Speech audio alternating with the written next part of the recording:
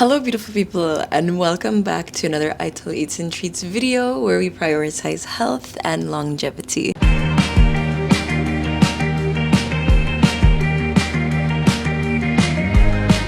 Una sisse me get a new microphone. She real stushy. Watch a style with Tiffy. It's so you did steer. Alright, I'm done.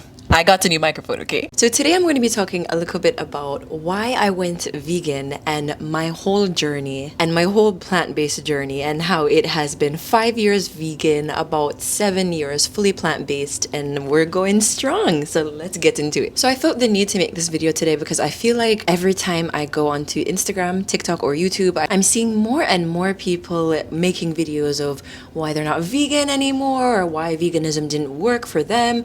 So I just want to give a little bit of encouragement to my followers or to some new people about why I went vegan and why veganism is personally working very well for me. And of course, this is not to bash anybody who might not be vegan anymore because I don't have that type of energy in my heart. I always say people should eat what is best for them. I just want to personally offer some encouragement to people who might be feeling discouraged when they see that their favorite chef or their favorite influencer or their favorite recipe developer might not be eating vegan foods anymore. So I have my notes right here. Let's go ahead and get into the first point. It's a little bit cliche, but I first decided to go plant-based because of a documentary I watched when I was 16 years old.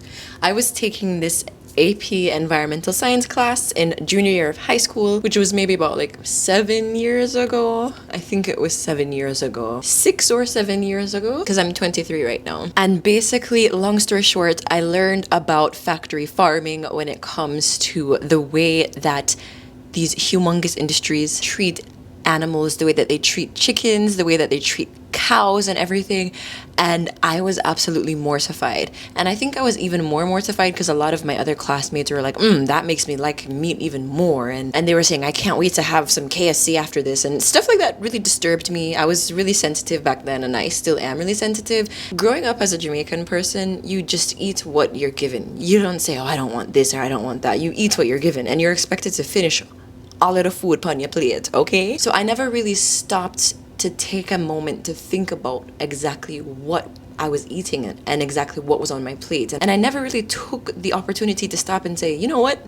I'm eating a dead animal, or I'm eating a dead animal's like period, aka eggs, or I'm drinking this milk that could have gone to a baby cow, but I'm taking it for me. Like I never stopped to think about those things because of the way that I grew up, honestly. So yeah, from that day on, the very first day of when I started to learn about factory farming and the whole heap of something that was going on, and more specifically the United States factory farming, the way that meat gets to your grocery store and the way that dairy and cheese get to your grocery store, it absolutely mortified me. I learned that they basically SA cows because cows only produce milk when they're pregnant.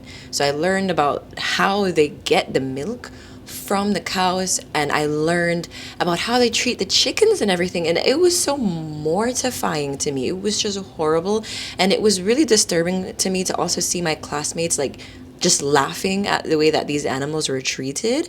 And I was like, you know what, I'm gonna put my foot down.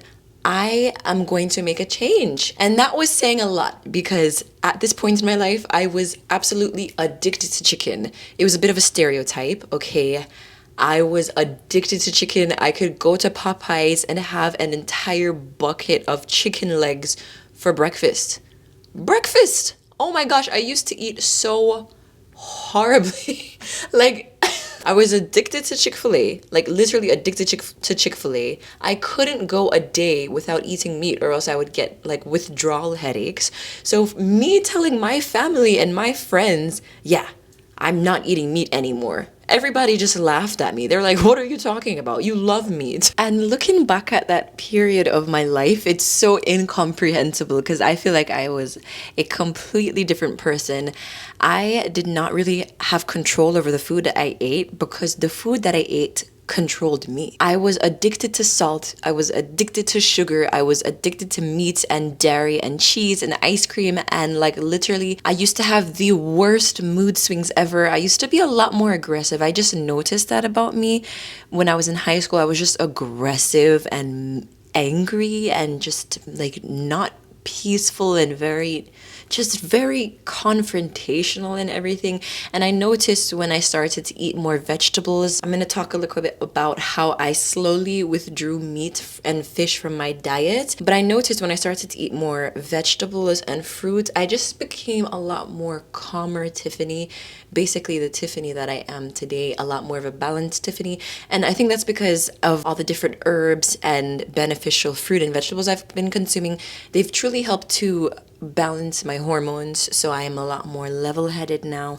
I'm a lot more calm now and a lot more mellow and a lot more at peace, and it feels really good. Honestly, it feels really good to have my hormones balanced, because that time of the month, every month for me, was just so horrible. Not only was I in so much pain with my periods, but my hormones, oh my gosh, my hormones were just all over the place. And now I barely experience mood swings when I'm on my cycle. And I think that is honestly one of the most amazing things that I have been able to benefit from adopting a plant-based diet. So that is how I started off with the whole vegan journey. And you're probably asking me, how did you do it? How did you go from being addicted to meat and addicted to Popeye's fried chicken to not even being able to look at chicken the same ever again? I'm gonna tell you. So I remember going up to my teacher and saying, I'm going to take out meat today. I don't know how I'm going to do it because I'm Jamaican and we love meat, but I'm going to do it. And then she was like, okay, good for you.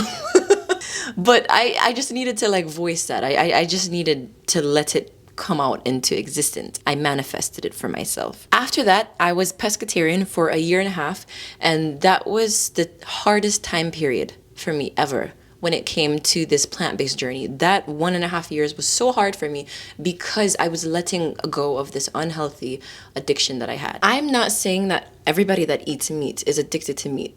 I never said that. I said that I personally had a very unhealthy addiction to meat. I could not go a day without eating it. And so the first week that I had cut out meat from my diet, I felt like I was dying. I literally felt like I was dying. I was sweating all the time. I had these horrible headaches. Keep in mind, I was still eating fish. I just wasn't eating chicken and oxtail and curry goat and pork chops and this stuff. So I was still having some form of meat, aka fish, but I just wasn't having like land meat. The detox that I went through was awful. I literally thought I was dying. And then after 7 days, poof, the headaches went away, the sweating went away, everything it just all disappeared after 7 days, and I felt amazing. I had so much energy. I found myself to be a lot calmer, a lot more at peace, and I was forced to put, more beans and vegetables into my diet to just supplement on the plate, as well as having fish, of course. And yeah, after that first initial week, I felt really good. So during that time period, I ate a lot of lobster, but it was more of like the frozen lobster that's kind of sketchy that you get from Kroger. The lobster was only $5, and looking back at it, that's super sketchy, because why is lobster costing $5? In my brain, my 16-year-old brain, I was working at TJ Maxx. I did not have a lot of money at that time in my life. Obviously, I was literally in high school and I was doing sports in school. $5 lobster to me was a win. So I was eating a lot of that, a lot of tilapia, a lot of snapper, a lot of like shrimp and everything. And so I was fine.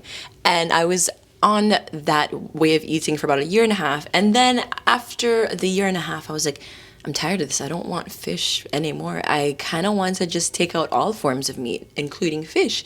And so I decided to go vegetarian. And honestly, that was such an easy transition for me. I just was like, okay, I'm not going to eat fish anymore. I'm going to take this up. I feel really great after being on this pescatarian diet, but I want to like eventually maybe even go vegan. I didn't even know that I had like the ability to go vegan. I just didn't know if I could do it. But after the strength that I showed a year and a half into pescatarianism, I was like, okay, I don't want to harm fish. I don't want to harm walking animals on the land, but I don't want to harm animals that swim in the sea. So I'm going to stop eating fish. So I stopped eating fish after a year and a half. And I was vegetarian for 6 months. I was still pretty heavy on the mac and cheese, on regular cheese, on dairy, on ice cream and everything. So I was like hardcore vegetarian for 6 months. And this is basically when things really started to change for me, because all of a sudden animal products just started to give me the ick out of the blue. So at this point, I believe I was a senior in high school, so I was like 17, 18 years old. I used to have 2 scrambled eggs with seasoned salt and shredded Mexican cheese every day for breakfast. Every single day for like 4 years. And one day I looked in the fridge, ready to grab my eggs when I was vegetarian, and I just looked at the eggs and I nearly threw up all over the place. Instantly, I got the egg ick. I was like, I can't eat that anymore. Get it away from me before I start puking. And it has been 5, 6 years, and I still have the egg ick. I literally cannot even look at eggs without wanting to puke. I don't know what triggered this egg ick. I really don't know what it is. I think it's the fact that I had been eating it for like 4 years. And not to mention, I would also force myself to eat as soon as I woke up. So I'd be eating breakfast around 7, 8 a.m. And now I do intermediate fasting, so I don't really have my first solid meal until around 11 a.m. So yeah, man, I could not eat eggs. So I was vegetarian, but I was a vegetarian that did not at all eat eggs. I just couldn't. And I told my mom, I was like, sorry mom, I cannot eat eggs anymore. I apologize, I cannot. They're just disgusting to me. And she was like, so what are you gonna eat? And I was like, I don't know. I have to figure it out, don't I?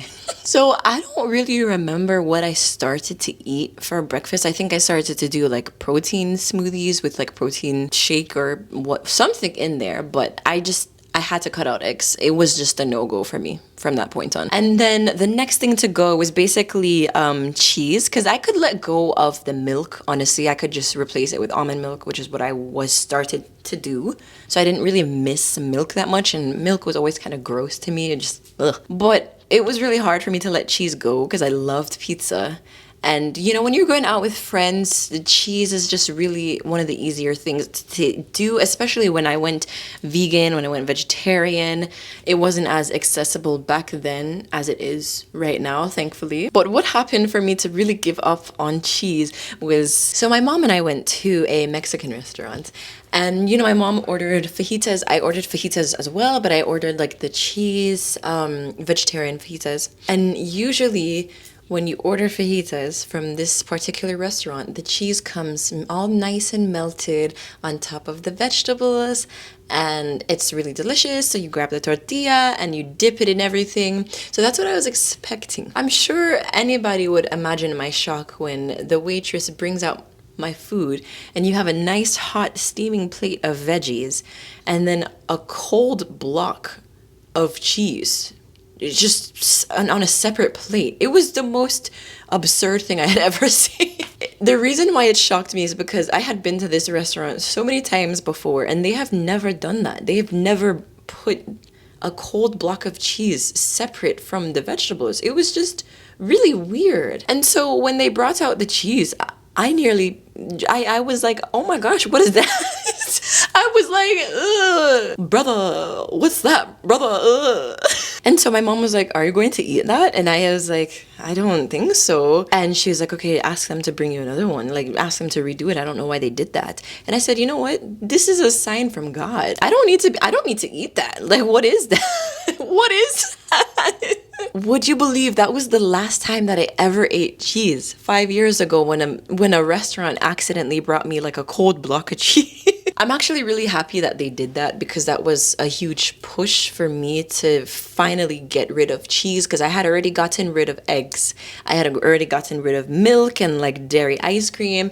The last thing I needed to get rid of and just dash away was cheese, and that was what did it for me. So I had gotten the dairy ick and I had gotten the egg ick. And from that moment on, I was like, I guess I'm vegan now because I can't eat eggs and I cannot eat cheese anymore. And that really just changed the way that I viewed cheese. I just couldn't look at cheese the same ever again. Now every time I look at cheese, I just imagine it as a cold, jiggly block. When I graduated high school at 18 years old, I decided to take the step up to go vegan. I started to really miss my traditional Jamaican flavors because my mom was like, I can't cook for you anymore.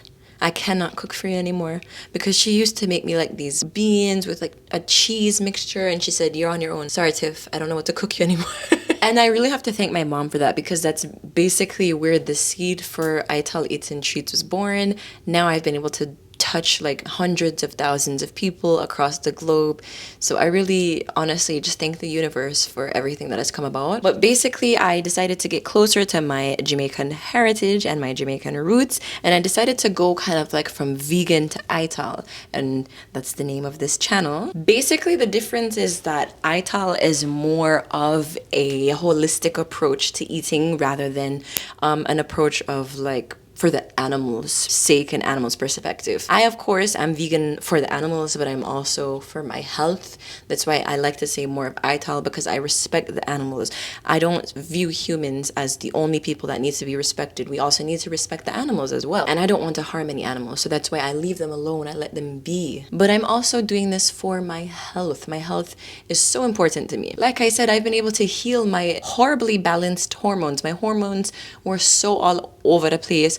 My cycle was so painful. I used to literally be almost passing out. I would always have to call out of work on the first day of my cycle, because why would I go to work if I knew I was just gonna pass out and just be on the floor? Now my cycle is about 3 or 4 days, and sometimes I don't even know when my cycle comes, because there's just not really any pain, and my hormones, I don't really experience mood swings like that anymore. So going vegan, Ital, has really been able to help out my hormones and my health and just so many different aspects of my life. But now, like I said, I have to say, I'm on this journey more of for Jamaican roots and heritage and Ital. If you're not familiar with Ital, Ital is a diet that is amongst the Rastafari people of Jamaica and the Caribbean. It started in Jamaica and spread to other islands like St. Lucia, Bahamas, like Barbados. It's literally all over the Caribbean now, and now it's even going to different parts of the world. It's going to different parts of Africa, and it's just going to all over the world. And it's so amazing to see what my people have done is starting to get recognition. Ital was a thing long before vegan. Long before vegan. So that's why I named my platform Ital, because Ital is just a plant-based diet. It's like an Afrocentric plant-based diet. You eat what you grow what you eat. And being able to heal yourself with food is just something that has become so special to my heart, and something that I have, it's helped me out so much. My mom eats a lot more of my cooking. You know, sometimes she'll eat her own food, but now she's just incorporating a whole lot more fruits and vegetables into her diet. She's drinking more juices and everything, and she's been able to just lose so much weight, and she has just been able to just really just transform her health. She looks so much younger and so much happier, so much healthier, and it's such a beautiful thing to see. Now I have to say I am vegan, or I'm Ital, because this is a spiritual thing for me. Another reason why Rasta do not eat animal products is because they don't consider it holy. They consider that your body is a temple, not a cemetery. So don't put death into it. Rastafari are very conscious, very conscious about the words that they choose to say. For example, they don't say the word God, because God is dog backwards, and you would never call the Most High like dog. So they call the Most High Jah. And another thing is that they don't say good morning, because there's nothing to mourn about when you first wake up. So they'll say grand rising. These are just a couple of things about Rastafari. This is like a whole religion. It's a whole tribe of people. You've got like Nyabingi and everything. I personally am not Rasta. I'm not Rastafari, but I take so many different like ailments that they have in their way of life, and I try to incorporate it into my life as well, so I can just live more of a righteous lifestyle. Being able to spread the message of Rastafari, of Ital is vital, to people of my heritage, but also to people that are not in my heritage and people all over the world. It has been amazing for me. It has been amazing for my people, for my culture. It's just so amazing. And honestly, I feel great. I feel so good. And if I'm ever tired, it's never because of the food I'm eating. It's mostly because I'm just sleep depriving myself and because I have a lot of work to do. But yes, my iron levels are great. My protein levels, I'm getting in 100 grams of protein per day, okay? I've been able to gain healthy weight on this diet. I'm literally getting thicker every single day. Slimmer's getting thick.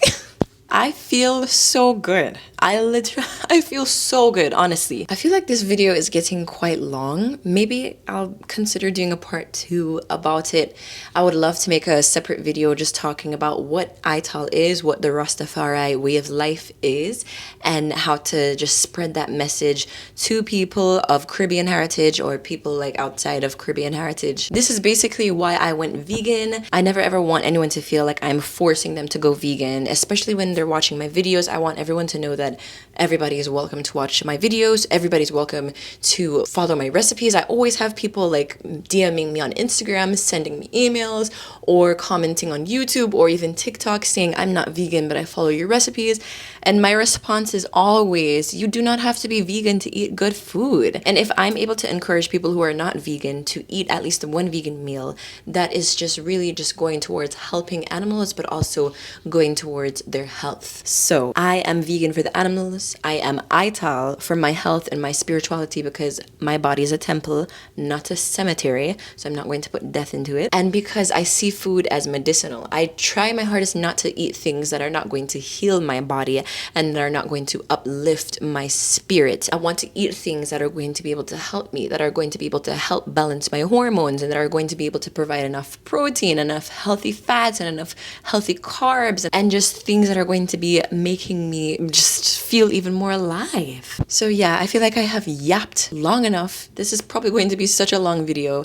Let me know if you would like a part 2. This was a really fun video to film. I'm really passionate about veganism, but I'm also very passionate about my own culture, about Ital culture, about Rastafari, about Jamaica, about the Caribbean, and just really uplifting my culture, because a lot of people obviously know about Jamaica and they know about the Caribbean, but a lot of people don't know about this part of our culture. They don't know about Ital, they don't know about Rastafari and the real parts of it. So thank you so much for watching today. If you are vegan, please let me know in the comment section below, why did you go vegan? If you are not vegan, why are you interested in going vegan, or why are you interested in eating more vegan foods? If this video has resonated with you, feel free to subscribe or hit the like button, because I have more content coming that's like this.